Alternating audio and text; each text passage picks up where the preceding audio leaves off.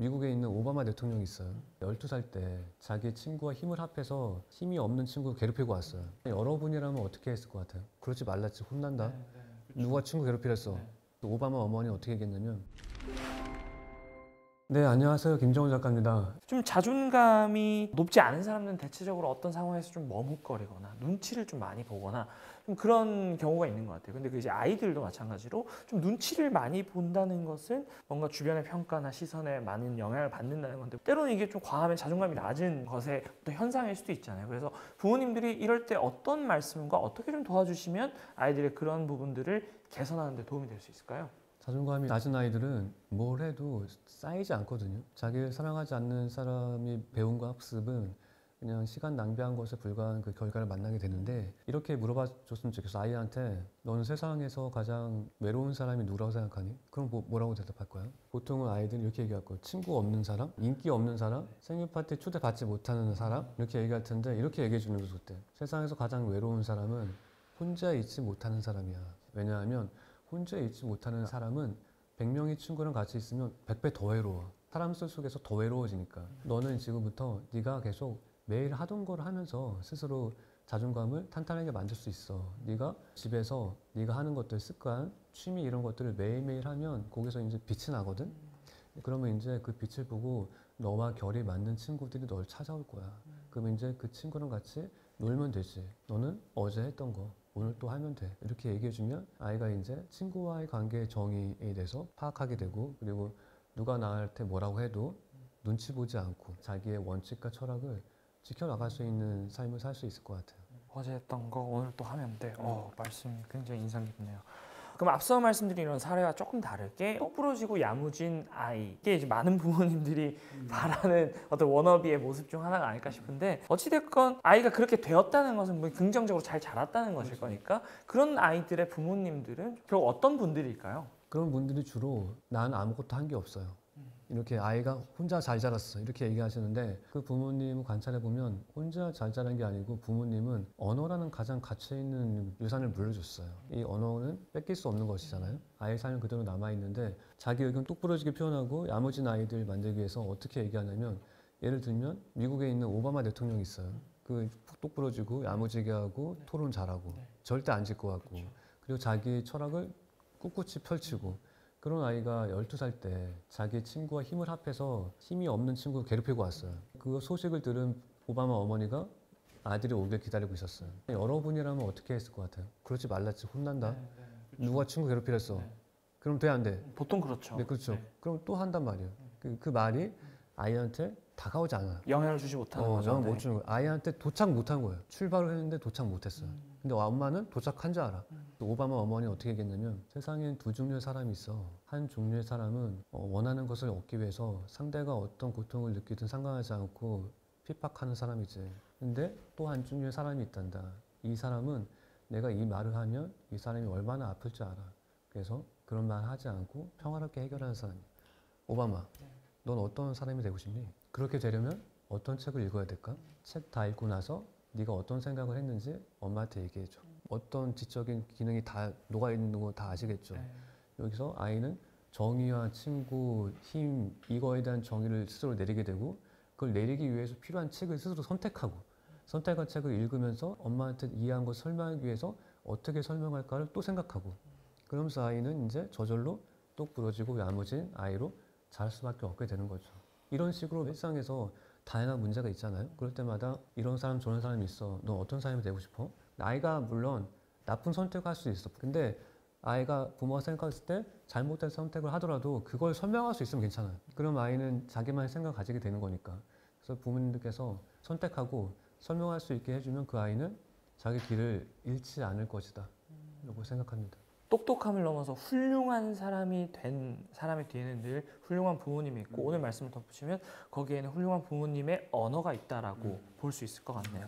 그러면은 요런 부모님들의 언어 습관, 특히 66일 자존감 대화법에서 좀 소개해 주셨던 좀 그 중에서 가장 좀 이거는 꼭 알려드리고 싶다 싶은 부모님들의 언어 습관 혹시 있을까요?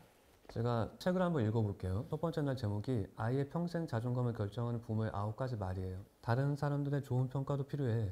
하지만 스스로 만족하고 기쁨을 느끼는 것도 중요하단다.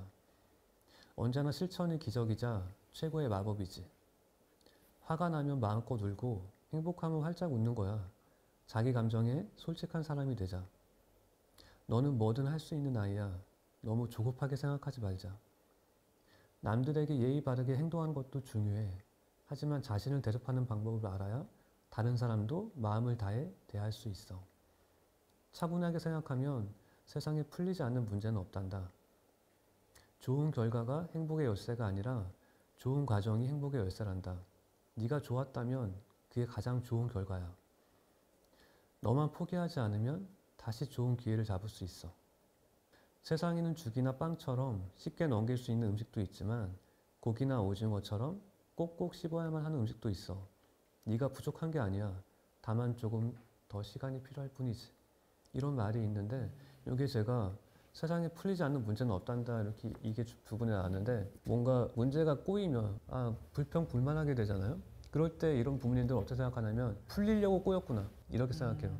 그래서 이게 바로 가능성의 여지 그리고 가능하다는 생각에서 생각을 시작하는 거예요. 그런 사람은 아이한테 그런 가치를 전달해 줄 수 있게 되겠죠.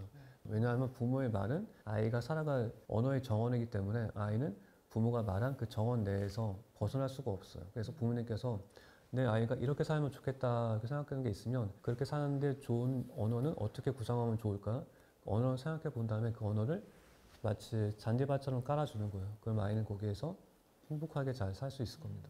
아까 이제 가만히 두면 된다 이런 말씀의 연장선에서 아무리 좋은 말을 해줘도 사실 그보다 더 중요한 건 나쁜 말을 일단 안 하는 거잖아요. 근데 이제 그런 말들이 무서운 게 결국은 이게 자주 습관처럼 내뱉다 보니까 이게 특히나 의식을 못하고 지각을 못한다는 지점이 굉장히 무서운 것 같아요. 그래서 사실 이렇게 뭐 책이나 이런 영상을 통해서 내가 머리로는 알고 있어도 결국 나도 모르게 하고 있는 그 나쁜 말들을 의식하는 게 결국 이 모든 것의 첫 출발일 것 같아요. 그래서 작가님 보시기에 부모님들이 좀 습관적으로 하시는 많은 말씀들 중에서 가장 좀 자존감에 나쁜 영향을 끼치는 말을 그리고 또 그것을 의식하는데 조금 도움이 될 만한 방법이 있다면 어떤 게 있을까요? 말씀드려 볼게요. 첫 번째는 뭐가 있냐면 이번에는 당신 애랑 좀 놀아줘. 이거 제가 되게 싫어하는 경우인데 이번에는 그럼 아이가 이제 순서가 있구나. 이번엔 엄마야? 다음에 아빠겠네. 난 이런 존재인가? 약간 짐짝처럼 느껴지는 그렇죠. 네. 이런 거요. 우리 애 영어학원에서 꺼내서 수학원에 내려놔줘. 이거 이렇게 진짜 쓰거든요. 이거 이제 이렇게 바꿔주는 거예요. 이번에는 당신이 아이랑 즐거운 시간 보내는 게 어때? 이렇게 말해주면 듣는 아이가 행복해지겠죠. 부모 마음이 물론 힘들겠죠. 힘든데 힘든 마음은 항상 잘 표현해. 선명하게. 아이가 다 느껴. 다 받았어. 사랑을 잘 표현 못 하거든요. 사랑하는 마음은 두세 번 더 생각해야 돼요. 그 마음이 귀하기 때문에. 그래서 이런 말을 얘기해봤고 두 번째는 애 우니까 가서 안아줘. 이것도 되게 일상에서 많이 나올 거예요. 왜 우는 거 안 보여? 가서 안아줘. 이것도 이제 이렇게 바꿔보는 거예요. 엄마가 한번 안아도 될까? 아이가 뭘 힘들어했는지 확인해 줄래? 이렇게 얘기해 주는 거죠. 그럼 아이가 이제 그 말을 듣고 너무 아이라서 이해하지 못하더라도 뉘앙스나 분위기, 표정은 다 이해할 수 있게 될 거예요. 내가 귀한 가치를 지니고 있는 생명이구나 라는 걸 알게 되겠죠. 여기서 제가 한 번 더 말씀드리고 싶은 것은 영어를 알지 못하는 어떤 아이한테 한 언어 전문가가 6개월 정도 영어를 전파해 주고 싶어서 주변에서 끊임없이 영어를 교육시켰어요. 6개월 동안 한마디도 못했어요. 근데 딱 6개월 되는 날 자기가 알려주지도 않은 영어를 하기 시작한 거예요. 그래서 뭘 깨닫게 됐냐면 이 아이는 내가 6개월 동안 영어를 가르쳐줬지만 영어를 못하는 게 아니고 영어를 할 준비를 하고 있는 거예요. 이거 되게 중요한 지점. 내가 자존감 대화법 통해서 66일 동안 말을 들려줬어. 근데 자존감이 나아지지 않았어. 넌 뭐해? 이 모양이냐 할 게 아니고 넌 66일 동안 자존감을 높일 수 있는 준비를 시작하고 있었구나. 준비하지 않고 시작할 수는 없잖아요. 준비 땅이잖아요. 근데 항상 땅만 하잖아요, 우리는. 바로 출발하면 좋겠는 그게 아니고 아이는 준비 시간이 필요하다. 책 읽을 준비하고 있구나. 공부할 준비하고 있구나. 기다릴게. 준비하고 있다는 걸 알게 되면 부모님은 이제 기다릴 수 있어요. 우리 항상 늘 기다리지 못해서 후회되잖아요. 기다리지 못하는 이유는 준비하고 있다는 것을 자각하지 못했기 때문에. 그거 되게 중요한 지점에서 알려드리고 싶고, 세 번째는 애가 뭐 만들었는지 가서 좀 봐줘. 주로 이제 엄마가 설거지하고 있고 애가 뭐 만들었어. 이제 아빠한테 쓸데없는 거 하지 말고 애가 뭐 만들었으니까 가서 뭐 만들었는지 봐. 애가 되게 힘들어하죠. 나는 힘들게 만들어서 보여주고 싶은데 이렇게 바꿔주는 거예요. 우리 종원이가 이번에는 또 어떤 근사한 걸 만들었는지 가서 함께 감상해 볼래? 설거지 급하죠. 급한데 1분 좀 쉬어도 돼요. 1분 쉰다고 큰일 나지 않거든요. 그래서 여러분이 아, 설거지에 내가 1분 쉬고 남편이랑 같이 애가 만든 걸 같이 보러 가면 그 1분 쉰 걸로 아이가 앞으로 10년 동안 얼마나 기쁨의 추억을 만들 수 있을까? 아이가 죽을 때까지 이 순간 잊지 못하겠지? 이 가치를 알면 좋겠어. 그래서 항상 가치를 안다는 게 중요해요. 아이가 그 시간을 기억할 거예요. 부모님께서 완벽한 언어, 좋은 말을 이렇게 일상에서 안 쓰는 부모님들이 있어요. 물론 노력하지만. 노력하지만 안 쓴다는 게 더 슬퍼요. 노력하는데 안 되니까. 여러분이 노력이 좋은 방향으로 갈 수 있게 이 책에서 나온 것들을 내 걸로 만들어서 한번 일상에서 체화해서 실천해 보는 게 좋겠다 생각해 봅니다.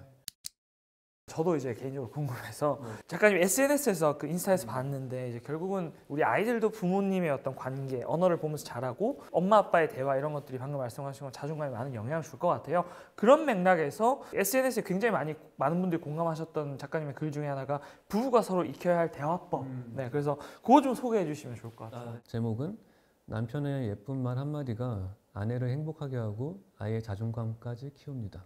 남편한테 가장 서운한 순간이 언젠가 물어보면 아내분들은 어떻게 대답하냐면 내 질문에 대답 잘 안 해줬을 때 그 남편은 좀 이렇게 숨어 있잖아요. 이렇게 숨어서 이제 아내 분이 다 풀릴 때까지 딴짓하고 있어. 근데 그럴 때 남편께서 따뜻한 마음을 담아서 이렇게 얘기해 줬으면 좋겠어요. 당신이 하는 말은 내게 늘 특별하게 들려. 맞아. 일리 있는 말이야. 당신이 그렇게 말했다면 분명 그럴 만한 이유가 있겠지. 아, 그럴 수 있겠네. 좋은 생각이야. 당신 생각 좀 더 들려줘. 당신 생각을 늘 존중해. 당신 덕분에 우리가 늘 좋은 선택을 하게 되네. 당신은 역시 생각도 참 깊어. 다시 생각해 보니까 당신 말이 정말 맞네. 그래, 이번에는 당신 말대로 한번 해보자. 자기는 그렇게 생각했구나. 나도 한번 더 생각해 볼게. 당신은 정말 말도 참 예쁘게 한다. 상황이 그랬구나. 이제 이해가 되네. 이렇게 말하면 보통 우리가 아이한테 아무리 사랑을 가르쳐도 그 사랑을 가르친 부모 입에서 거친 말이 나온다면 사랑과 언반을 쌓기 때문에 사랑이 다가오지 않게 되겠죠. 여러분이 아이한테 말한 사랑과 가장 닮은 말을 부부가 서로에게 들려줘야 아이가 아, 부모님께서 말한 사랑이 저렇게 가치 있는 거구나. 듣기만 해도 행복해지는구나. 이런 걸 느끼면서 아이의 삶도 이제 변하게 되면서 부부가 행복해지고 가정에 좋은 일이 많이 일어나면서 자존감이 함께 탄탄해질 거라 생각이 들어요. 제가 인문학사전이라는 책을 낸 게 있는데 거기에서 사랑의 가치를 제가 설명해 주는 게 있어요. 그게 어떤 것이 있냐면 여러분이 만약에 아이랑 같이 고양이 밥을 주기 위해서 밖에 나가요. 나가는데 엄마가 나가기 전에 손 씻고 나가자. 그래, 그럼 애가 그러겠죠. 고양이 만지고 와서 씻는 거지 뭘 먼저 씻고 나가. 더러울 때 씻는 거잖아. 그럴 때 이렇게 얘기하는 거죠. 우리가 고양이한테 밥 주는 마음은 되게 귀해. 근데 그 귀한 마음을 고양이도 느끼게 해주려면 우리가 손을 씻고 나가서 깨끗한 손으로 주는 게 좋지 않을까? 그러면 고양이도 우리의 사랑을 알게 될 거야. 이렇게 얘기하면 우리 사랑이라는 단어를 아이들한테 알려주고 싶잖아요. 근데 어떻게 알려줄지 몰라. 사랑은 좋은 거야. 주고 또 주는 거지.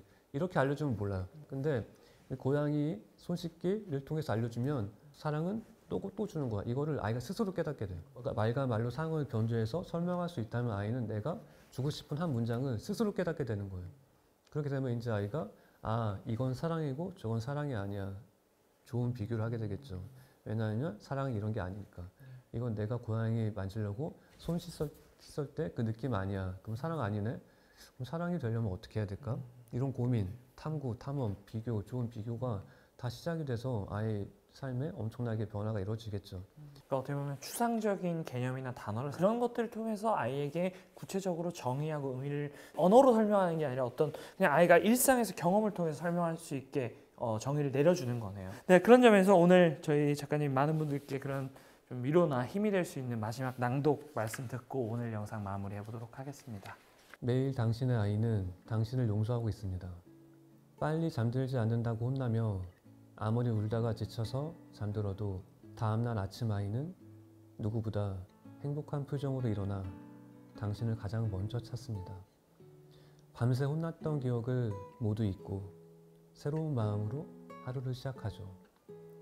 정말 이제는 그러지 않기로 했는데 아침에 참지 못하고 사소한 일로 분노해서 학교 가는 아이에게 큰 소리로 화를 냈고 하루를 시작하는 아이 마음을 또 무겁게 만들었지만 학교가 끝난 후 아이는 누구보다 밝은 표정으로 돌아와 마치 다정한 참새처럼 그날 있었던 일을 부모의 귀에 사랑스럽게 들려줍니다.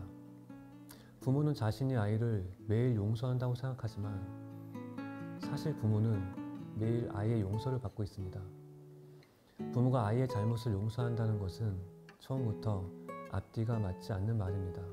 그건 용서가 아니라 단지 분노하고 화를 낸 것에 대한 사과이기 때문입니다. 오히려 용서는 아이의 몫이죠. 갑자기 소리를 지르고 감정을 제어하지 못하며 분노한 부모를 아이는 매일 용서하고 있습니다. 아이가 감정을 제어하지 못한다고 걱정하지 마시고 아이가 늘 당신을 지켜보고 있다는 사실을 걱정하세요. 넌 언제 가장 행복하니? 이렇게 물어보면 아이들은 바로 답하죠. 엄마 아빠랑 누워서 이야기 나눌 때, 같이 길거리에서 떡볶이 먹을 때, 그냥 같이 있으면 다 좋아요. 아무리 심하게 혼나고 돌아온 날이나 싫은 소리만 반복해서 들었던 날에도 아이들은 그런 건 모두 다 잊고 늘 당신의 좋은 기억만 간직하고 있습니다. 물론 부모 입장에서 답답할 때도 있을 겁니다. 정말 아이를 혼내야 할 때도 있고 나름대로 문제가 있는 것도 사실이죠. 가족의 일은 가족만 아는 거니까요. 하지만 그땐 여러분 자신에게 이런 질문을 한번 던져보는 게 좋습니다. 아이 인생에 내가 전부인 날이 과연 이제 얼마나 남았을까? 생각하면 가슴이 찢어질 듯 아픕니다. 덜 미워하고 더 사랑하고 싶은데 입에서는 자꾸 나도 듣기 싫은 말만 나옵니다. 아이가 공부할 시간도 얼마 남지 않았지만 아이를 사랑할 시간도 얼마 남지 않았습니다. 엄마 껌딱지처럼 붙어있는 아이가 가끔은 지겹고 또 짜증이 날 때도 있지만 아이 인생에 당신이 전부인 날은 이제 얼마 남지 않았습니다. 이렇게 또 하루가 사라지고 있으니까요. 사랑할 시간이 얼마 남지 않았습니다. 사라지는 하루보다 귀한 말을 들려주세요. 너랑 보내는 하루가 가장 날 행복하게 해. 내게로 와줘서 늘 감사해. 네 이름을 부르면 내 기분도 좋아져. 삶이 자꾸만 괴롭히고 분노가 유혹해도 아이가 당신에게 받은 수많은 상처를, 사랑을 아주 오랫동안 소중히 간직할 수 있도록 사랑이 될 수 있는 말을 자주 들려주세요. 언젠가 책에서 그런 말을 본 적이 있습니다. 우리 인생은 끝나기 때문에 소중한 것이다. 우리 아이들과의 시간도 마찬가지인 것 같아요. 항상 그 끝이 있기 때문에 결국 그 시간의 가치를 부모님들께서 매 순간 느끼시면서 후회 없이 보낼 수 있는 그런 아이들과의 시간 되셨으면 좋겠습니다. 오늘 김종원 작가님 모시고 66일 자존감 대화법에 대한 여러 가지 이야기 나눠봤고요. 우리 부모님들께 도움이 되는 시간이셨기를 바라겠습니다. 저희는 또 다음번에 좋은 컨텐츠로 찾아뵙도록 하고요. 지금까지 조 작가 네, 김종원이었습니다. 감사합니다.